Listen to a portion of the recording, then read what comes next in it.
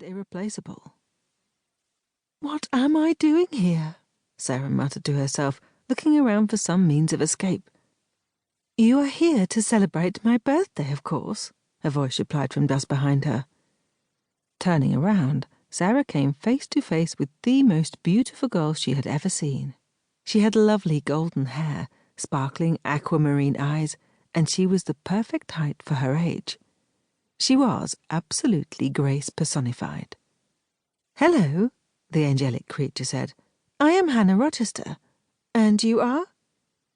Sarah was unable to speak for a moment, a rare occurrence indeed, but quickly found her tongue and blurted out, "You are so pretty."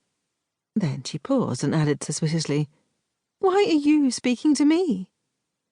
Hannah looked at Sarah agape before bursting into laughter. "That is quite the nicest thing anyone has ever said to me.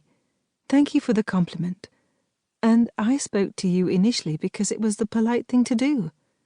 Now, however, I think we are meant to become the closest of friends. No other person of my acquaintance is quite like you. You must please tell me your name." "Sarah. My name is Sarah Jardin," Sarah replied automatically, still astonished that this lovely girl wanted to be her friend. "The Honourable Sarah Jardin, of course," Hannah said gaily. "I have been wanting to meet you." "You have?" "Yes, for some time now. Whatever for?" Laughing again, Hannah leaned in to confide softly, "Many of the girls here talk about you, Sarah." "Oh, that doesn't surprise me in the least," Sarah muttered under her breath. Hannah continued unimpeded. "They say you are odd, awkward, rashly spoken, and altogether improper." Waves of humiliation swept over Sarah, and she wanted nothing more than for a hole to open beneath her and the earth to swallow her. She had always suspected that was what the other, more popular girls were whispering about her, but never did she think she would hear it said to her so blatantly, and by someone she thought might want to become her friend. "And that was all I needed to hear," Hannah prattled on, "because, truth be told, I don't particularly care for those other girls. A bunch of simple-minded ninnies, if you ask me. But you sound intriguing. I like intriguing and unique people. And now, here you are." Hannah beamed at Sarah, clearly pleased with the way the day was turning out. Sarah blinked and did a mental double-take. What had Hannah just said? "You don't like the other girls?" "Not especially. Why, do you?" "Good Lord, no," Sarah replied. "They are awful." "See?" Hannah giggled. "I knew you were a kindred spirit." And that was when it struck Sarah. This lovely young girl actually and truly liked her. She, the clumsy, discomfited Honourable Sarah Jardin, youngest daughter of the Viscount Clarendon, and general all-round blight on the face of society.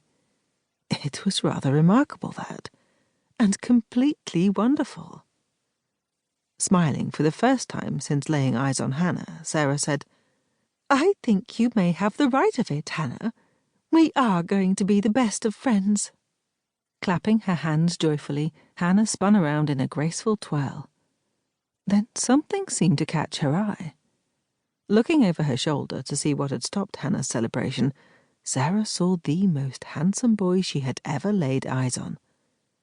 He was close to her age, maybe a little older, with the same golden-coloured hair and blue-green eyes as Hannah, but most importantly, he was tall, taller than Sarah even, only by a mere inch or so, but as she had never met anyone her age taller than her, Sarah was mightily impressed.